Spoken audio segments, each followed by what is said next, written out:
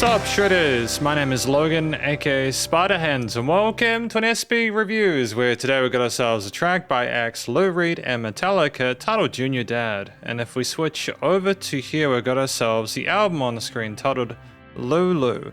This song is going to be Junior Dad. Initially, I was going to review the entire album in a live stream. I know Metallica quite well. I do like my Metallica. I'm not as familiar with Lou Reed, so after finding out that the album with 10 songs is 1 hour 27, I wasn't quite sure about going through the whole thing in a session in the end. But I still wanted to review a track from this album before the end of April, as I said I was going to in a previous video. So we're going to be checking out the longest song on here, titled Junior Dad, again at 19.5 minutes. We're going to listen through it from start till finish, and we're going to hear what we think. Truth be told, I'm not even sure if this will pass copyright restrictions, but let's go, let's do it. What are we in for? We have lyrics. They aren't synced to the song yet. I don't know if they ever will be. This came out 15 years ago.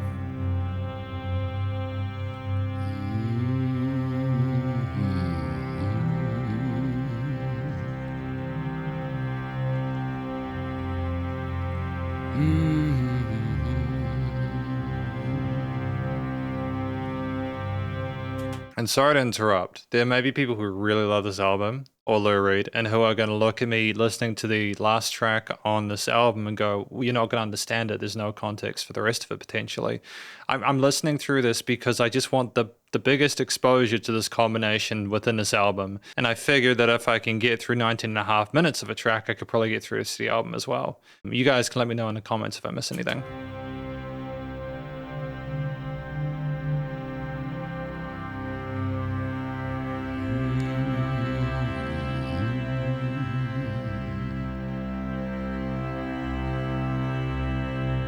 I mean, the string section is was unexpected considering Metallica, but this is mainly Lou Reed, I think.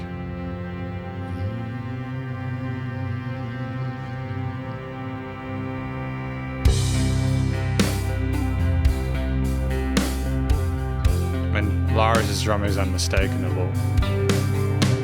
Unmistakable.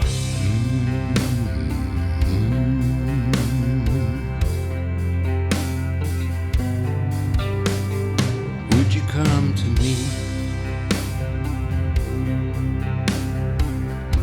if I was half drowning. Unusual time's sake.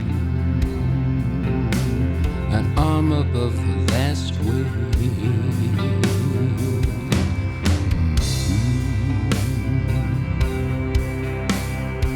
Is it 444414 or 4454?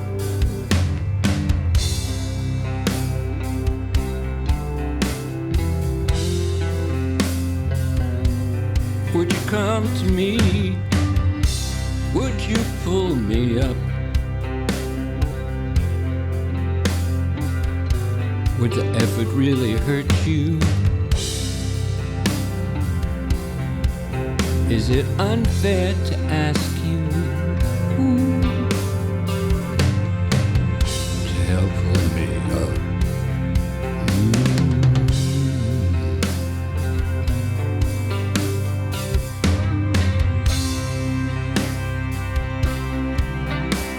Because would this be Metallica's longest song?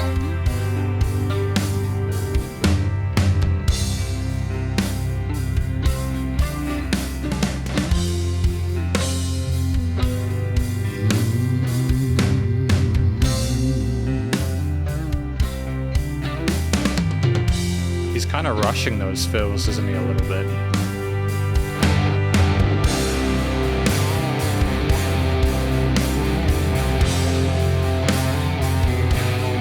Use of octave chords on that lead.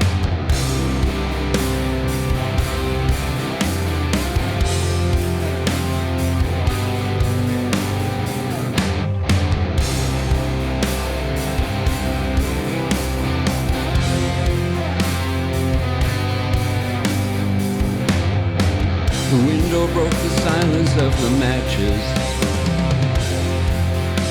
The smoke effortlessly floating. I'm all choked up.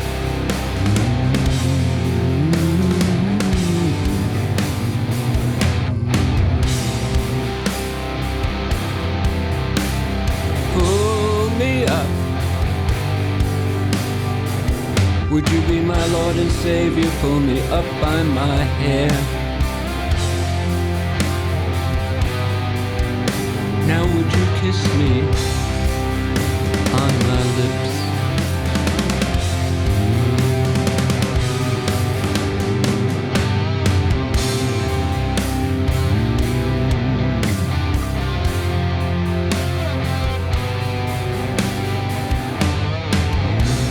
A very organic jam session, isn't it?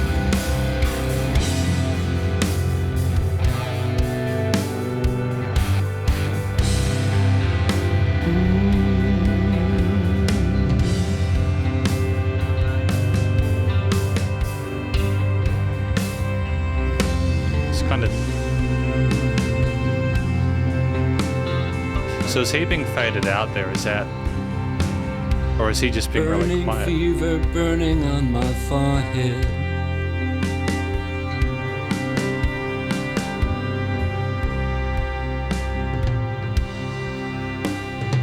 The brain that once was listening now shoots out its tiresome message.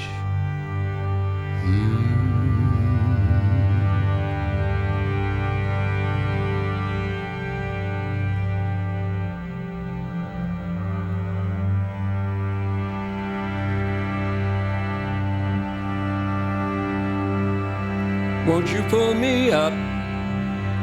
Scalding, my dead father has the motor and he's driving towards an island of lost souls.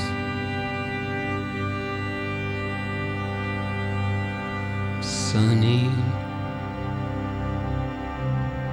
a monkey then to monkey, I will teach you meanness, fear and blindness. No social redeeming kindness or, state of grace.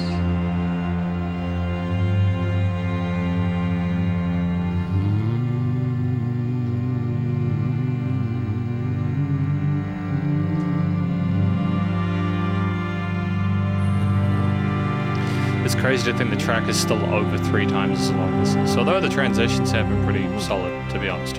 It's actually been pleasant so far.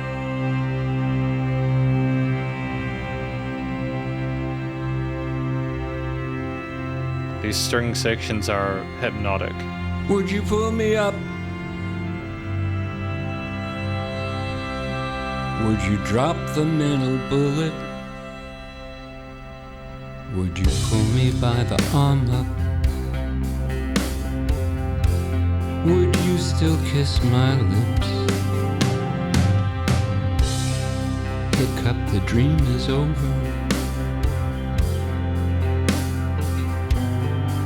Get the coffee, turn the lights on, say hello to Junior Dad. The greatest disappointment, age withered him and changed him into Junior Dad. Psychic savagery.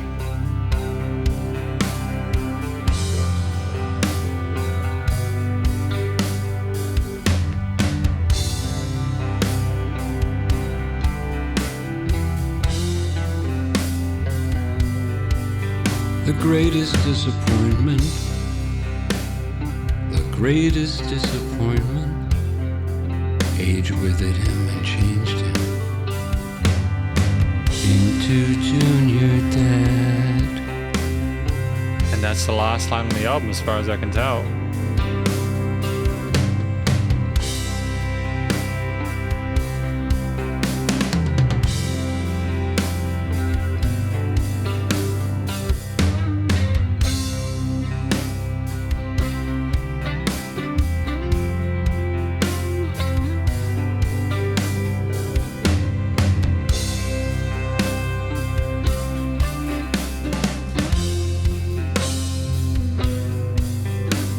It's like kind of loose with the performance. Like, not in the bad way, but you can kind of tell that they haven't tried to be too pristine or perfect with the way that they approach the playing of their instruments. There are some changes in tempo there, though. They're not trying to sort of over-quantize or over-polish it. I can only imagine that it would have been quite a raw process to get this album done. It's especially considering how raw Lou Reed's vocals are. They're very blunt, you know?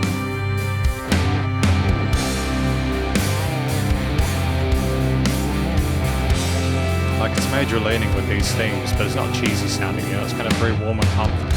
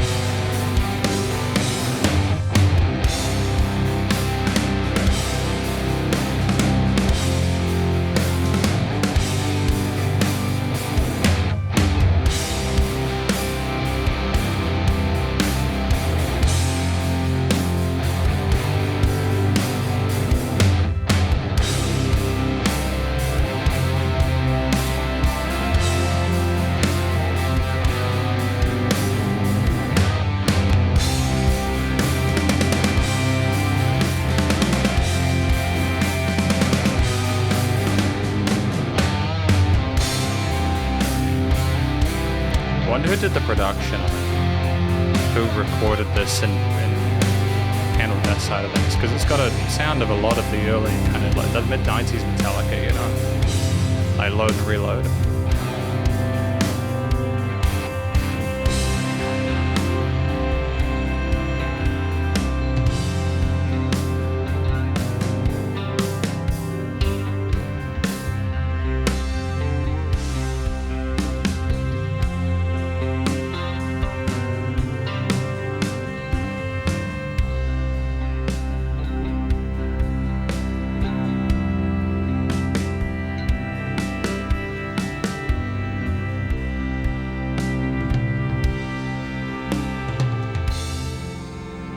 It kind of seems like they're looping Lars's drum beats as well. Like they're capturing recordings of them and then they're kind of like putting it back in later on. They're very similar with the methodology of approaching the high tom, low tom, floors, etc. It's a very conservative performance on Lars's part, despite the variety that's in there.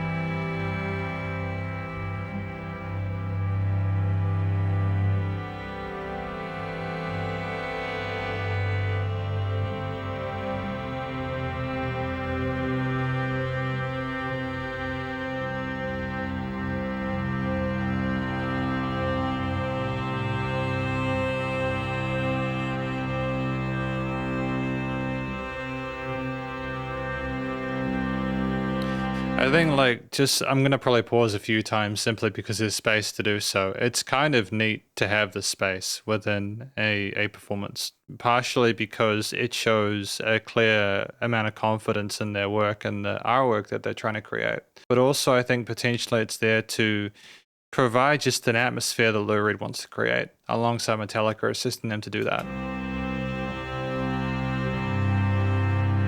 It's not immediately clear why. We simply have these strings pulsating and kind of like moving backwards and forwards, but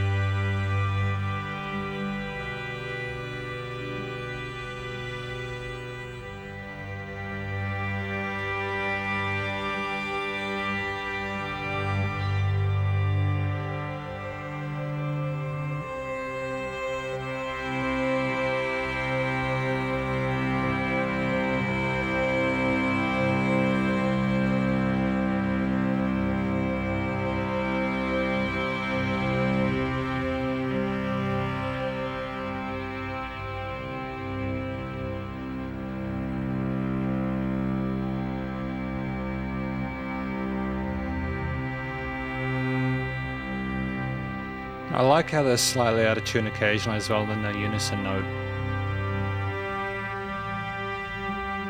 There's an underlying tension there.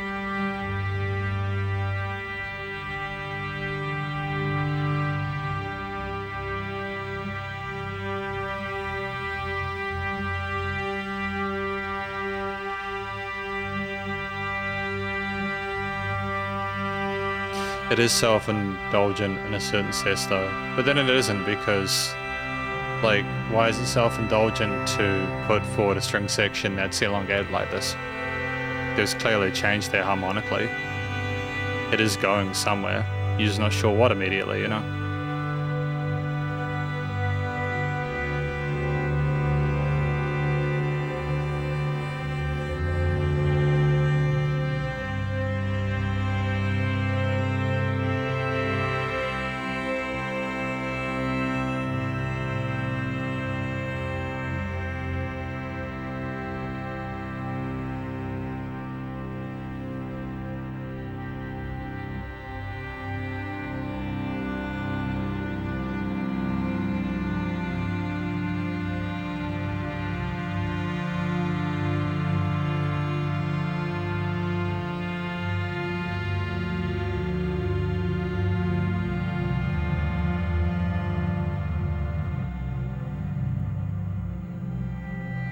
Sound design is great.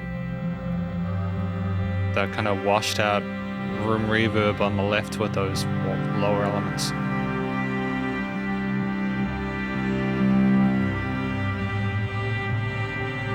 It's not really certain as to why it's there. Maybe I needed additional context for the start of it, but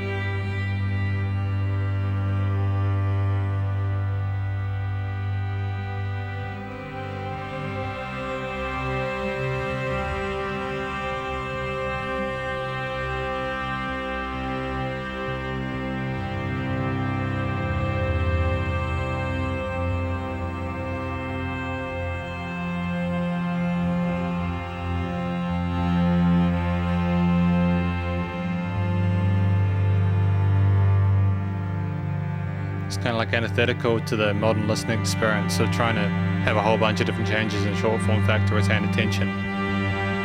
It's kind of immediately sort of like letting you know, hey, you either like this or you don't. It's unapologetic.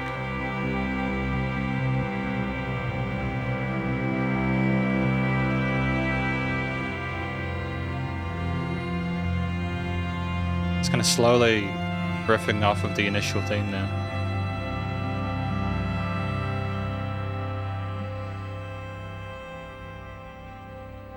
Is there like a harmonic and an accordion in there as well?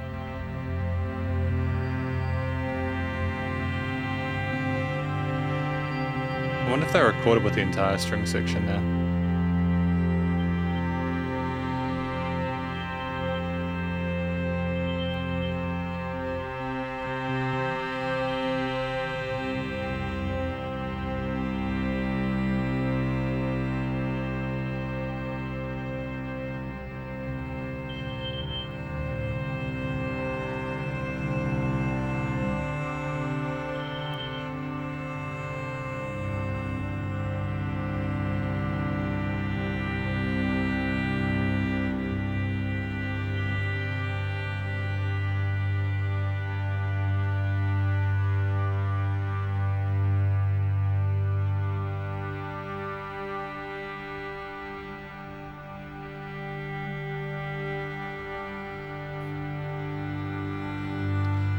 I think it may have been a sensible idea for me to not have reviewed the whole album though. I mean, granted, most of the songs within this record are less than 20 minutes long, but like...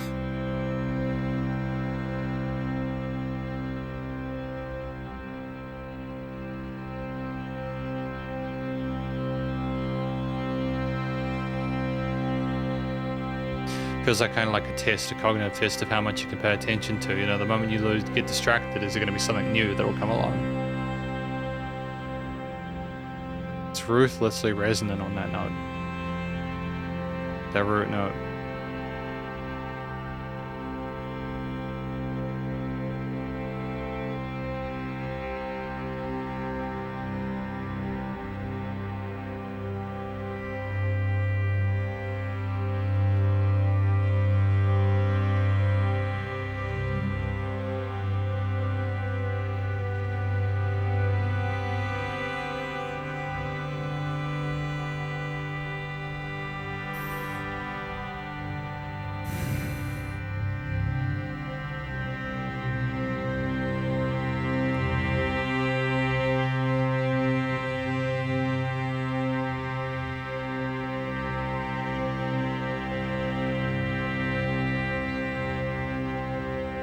feel like we could have had maybe 2 or 3 minutes of this.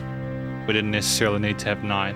I mean, outside of the literal they can do whatever they want perspective, because it's being creative. Abjectly, like, subjectively, they just, I don't know.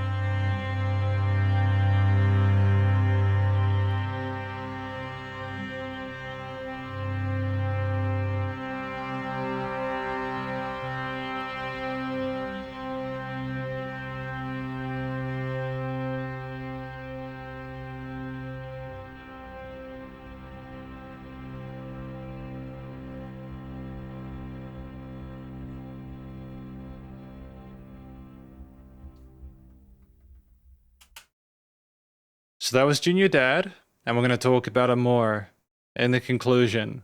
Because welcome to the conclusion of my review of Junior Dad from X, Lou Reed and Metallica off of the Lulu album. In this section, I'll be providing an overall song analysis of everything from lyrics and vocals, all the way through to studio production, as well as any applicable constructive critique, and then finally, my general thoughts from a listener's perspective. But first of all, what do we think this track is about?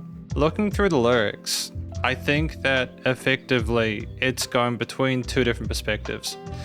It's maybe discussing what the person would need to do for me, the sacrifices they'd need to make in order to be able to take care of them. I get the feeling that it's about a broken child or something like that, needing their parent to sort of take care of them. And effectively at the end, maybe the child becomes a father and then they realize that they need to sort of take over their own thing. The greatest disappointment aged with it and changed him into Junior Dad. I'm not sure. Potentially it could also be about someone getting older and getting to the point where they have to have their son taken care of them. I'm not sure. It could be about like people getting older and having like Alzheimer's or something like that. I mean, regardless, it's an interesting story from Lou Reed. He sings in this one and Metallica is part of the backing, and James Hetfield's a great vocalist, but I also understand and appreciate why they might have wanted to make this sort of an arrangement. You know, Lou Reed tells the stories and then Metallica provides the guitar, bass, and drum accompaniment. And I feel that Lou Reed was, again, unapologetically Lou Reed. He hit the notes he needed to. Some parts were spoken, some parts were sung. You know, there was some interesting vocal technique. He did hit the notes cleanly for the most part, but I also don't get the impression that he was necessarily trying to hit the notes super cleanly. It wasn't a super polished performance in the sense that in post they didn't try to pretty it up or anything like that. They practically left his vocals so naked in the mix that everything else was quite lush in comparison. And I think that that's a brave take. But again, when you are clearly in director's seat, you can do whatever you want. I think effectively it comes across as more of a conversational track rather than trying to be something that's super produced, like a lot of Metallica's back catalogue, for example. And I think that that's potentially a compromise they would have needed to have discussed before they even started recording in order to ensure that both, you know, parties are happy. It's clearly very different music, so I'm more familiar with Metallica stuff than Lou Reed. But I didn't actually mind this track too much. Granted, I think in terms of, again, vocal technique, we're comfortable within our range, hidden chest voice, a bit of vibrato occasionally, but it's very minimalist at the same time. There are some whispered parts which are interesting in terms of expression. There are some word plays that I wasn't necessarily feeling, such as burning fever burning on my forehead. It's like scolding my dead father has the motor and he's driving towards the island of lost souls. Sunnier monkey than to monkey, I will teach you meanness, fear, and blindness. So social redeeming kindness. It almost seems like we're sort of more trying to riff off of the syllable or rhyming schemes as opposed to maybe necessarily trying to sort of make something lyrically or thematically compelling. Although that's also quite risque. I'm not trying to say he can't write lyrics. It's just more that I think maybe you either need the context to the rest of the album to really sort of put things together, which I assume would be the case considering this appears to be the grand finale to everything that's come beforehand, or effectively or abjectly there's just different sort of like chapters to this track that Lou Reed is trying to discuss as you go through it, and you're kind of left to pick up the pieces and synchronize things in a way that suits you best. It's open to interpretation despite how blunt it is. Structurally, at 19 minutes 28, it's incredibly barren. Like, I know that there's stuff going on throughout the 19 minutes 28. You have what is effectively a through composed piece with a story being told or not. We go back to the will you hold me up, will you kiss me parts there. We go back to those themes lyrically. And we have a couple of different guitar, bass, and drum motifs or riffs that we pull through, as well as extended string sections, but also like 9 to 10 minutes of it is simply strings, accordions, and potentially like a harmonica there. And while I appreciate within isolation the individual ideas that are presented here, I don't know if I necessarily found the track super stimulating. I think this is the kind of music where it isn't trying to be a song that's like fun to listen along to or something that'll kind of lift you up and sort of put you somewhere. It's specifically, it's what Lou Reed and Metallica wanted to make. And I have to appreciate and respect that, primarily because in this day and age, even back in 2011 when this was released, there was still a lot of competition for attention in the music industry. And I know, and I understand the caliber that both Lou Reed and Metallica have, not least within their own sort of fan bases. But it's also like, I listen to this and I try to sort of envisage or imagine a reason for people to listen to this outside of morbid curiosity, as it's very different than what Metallica has done. If you're a fan of Lou Reed, it's good. I think that Metallica pulled their sort of performance down in order to sort of really cater to what Lou Reed needed, which is the epitome of a successful collaboration there. It seems like everybody came away from this happy. If I talk about a few of the different instrumental parts that I heard there, outside of the kind of like overlapping, really like vivacious string parts there with a wonderful kind of like burn to them, as well as some interesting decisions in terms of the panning, like having some strings here. There was like a room reverb, heavily sort of like oscillated or sort of effects laden part there. So it's an interesting track in part because some parts are super underproduced and then other tracks are super overproduced, or there was, the string sections were lovely though. I liked how they sort of writhed and pulsated and had their own sense of life there. They had this wonderful glow there that I think was clearly a deliberate thing. With the track being in a major key, it makes total sense for things to be like adjusted like that, but I nonetheless appreciate it. It's a piece where, you know, you hear this and you understand that Lou Reed wanted those strings at the start though, and there's a wonderful sort of like burn to those, and then when the entirety of the band, you know, the drums, the bass, guitar come in, you know, Kirk and James's sort of guitar tracks on the side playing these major arpeggios and hammer on like polygraphic kind of passages on the cleans. It's great. It's very pleasant. You also have distorted guitar parts as well occasionally for a bit of extra oomph, but they're a very occasional thing. We're not really trying to be too aggressive or sort of in your face with this track. It's more on a textural sort of diversification than anything else. I do like the complexity to those riffs, as well as the change in time signature on those occasional 5/4 parts. I thought that Lars handled those well on the drums as well. There were some fills that were repeated quite a few times, you know, with the da-da-da-da-da-da, you know, and we changed our, like, did a little snare rolls and stuff like that. And at one point, I think I remember saying that I thought that I kind of copied and pasted some of his fills or transitions simply because of that. And I think that's not necessarily completely invalid or unfair. But at the same time, it would have depended on what Lars was comfortable with and what the rest of the people involved were comfortable with in terms of the heaviness of those drums, as those drums were kind of produced in a way which was kind of, it reminded me of a lot of the mid-2000s, early 90s Metallica stuff, should I say. And I dig that. It was a nice contrast to the loudness war stuff going on with Death Magnetic. It seemed a little bit more sort of conservative in terms of the ceiling with the limit to this time, which was nice. In fact, there was a lot of dynamic range to it. I thought the bass sounded great within this. Robert did a fantastic job on those and was very supportive for the most part, you know, dug around a little bit on the fretboard, but wasn't trying to do anything too sort of wild there.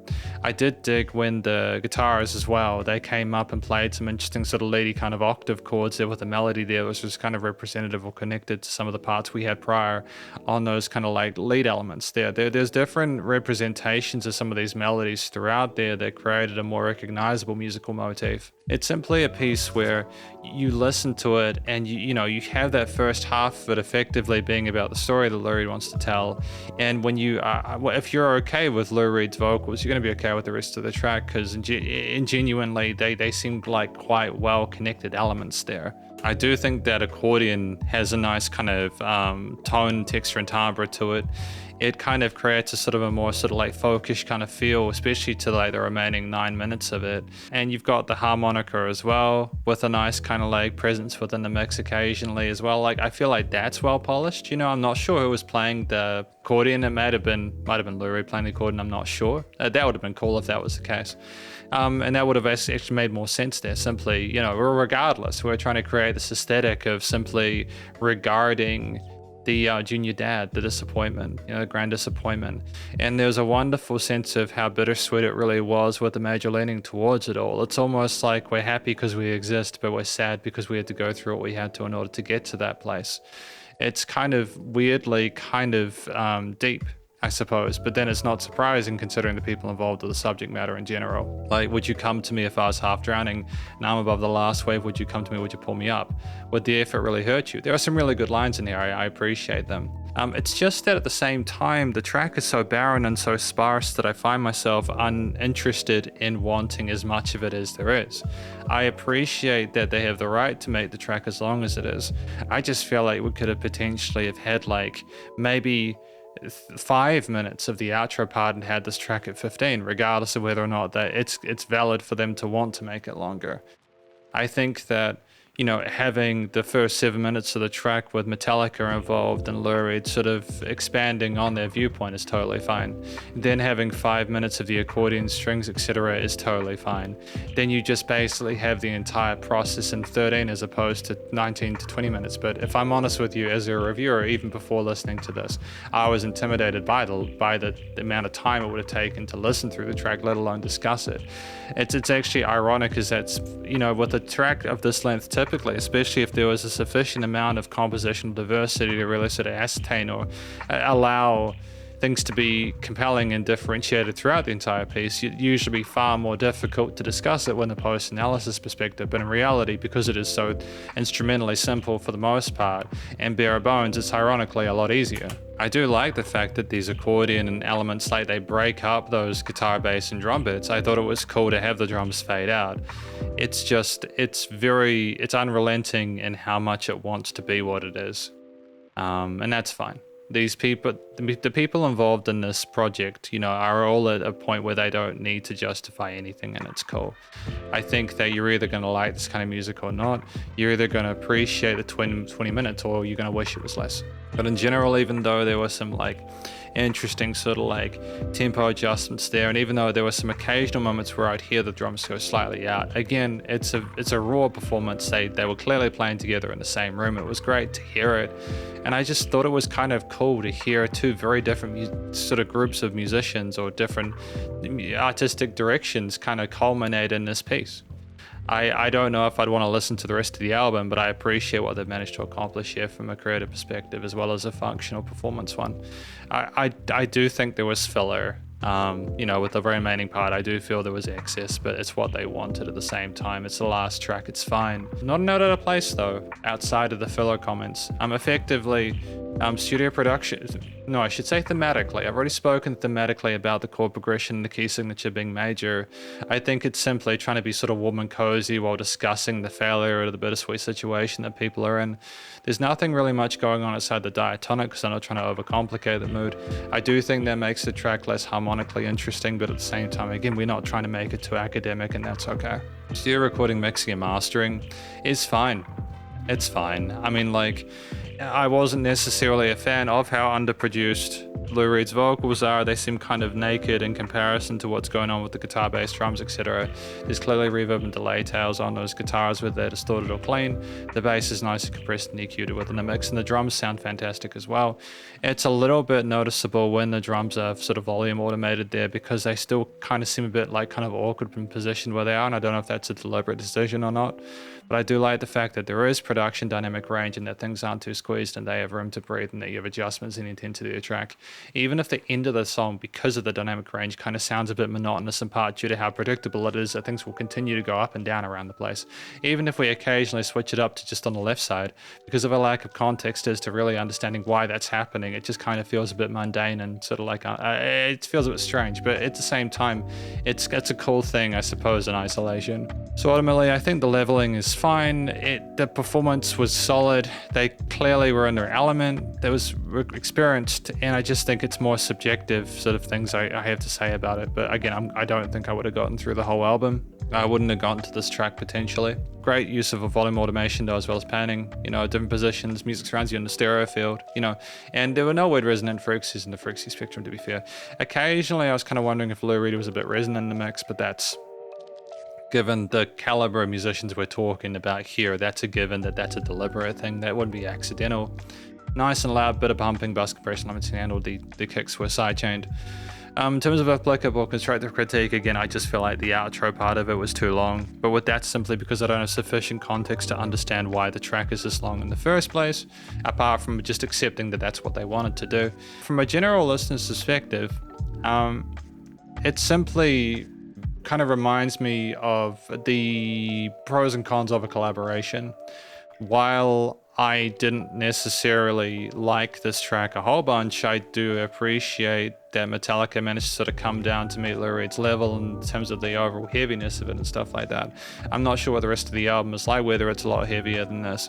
And I think that if you made a really sort of like chuggy kind of track about something like this, it might have been just a little bit too kind of like out of Lou Reed's wheelhouse potentially, considering well, at least from what little I've heard from, he does quite different music to Metallica on a general basis, even if the lyrics are maybe equally hard-hitting. Nonetheless, I appreciate the talent involved to be able to write and sort of like produce, and I think again it just goes to show how versatile Metallica are, as well as how versatile Lou Reed is. Sincerely, I think it's still great that this album exists, and I think there's some interesting social commentary in here to boot. But thank you very much for watching my review of this track from Lou Reed and Metallica, titled Junior Dad, off the Lulu album. Hopefully you enjoyed it. If you did, please go show them some love via their various social medias and a Spotify page, and stay cool and stay safe, and please remember to support your local musicians and artists at this point in time, as they need the help more than ever with the crazy stuff going on in the world. And I'll catch you in the next SB Reviews. Spiderhands out.